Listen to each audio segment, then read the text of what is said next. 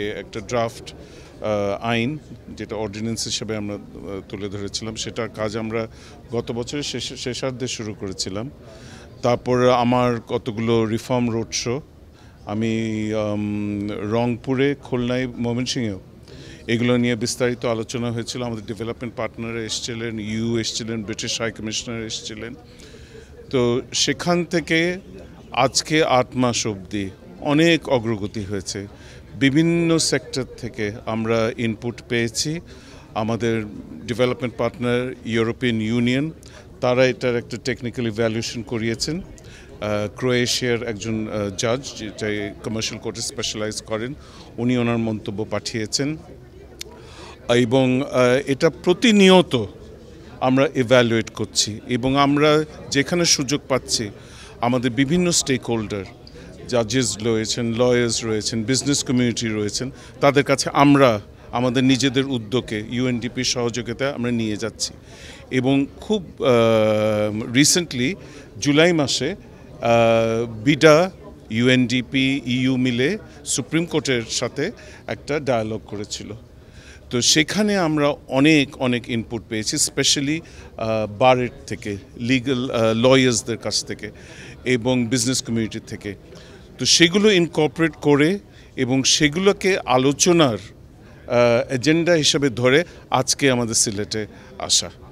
এবং আমার মনে হয় যে অন্তত আইনের যে পরিপূর্ণতাটা যে লাভ করার যে একটা কতগুলো ধাপ রয়েছে, আমরা একটা বিরাট ধাপ আমরা এই দুটো ডায়ালগের মাধ্যমে আমরা ক্রস করে গেছি।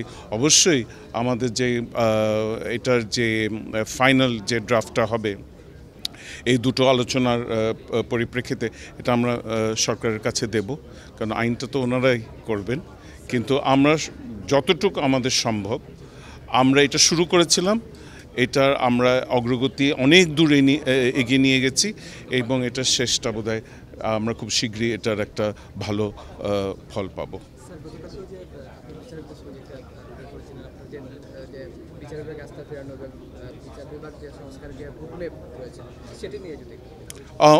অনেক অগ্রগতি হয়েছে।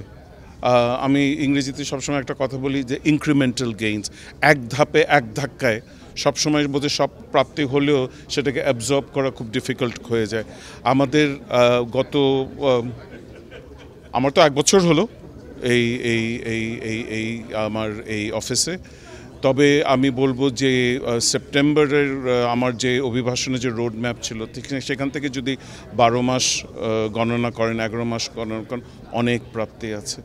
এবং খুব ইদানিংকালে দুটো বিধিমালা হয়েছে, একটা মানে জুডিশিয়াল সার্ভিসকে কেন্দ্র করে, একটা হচ্ছে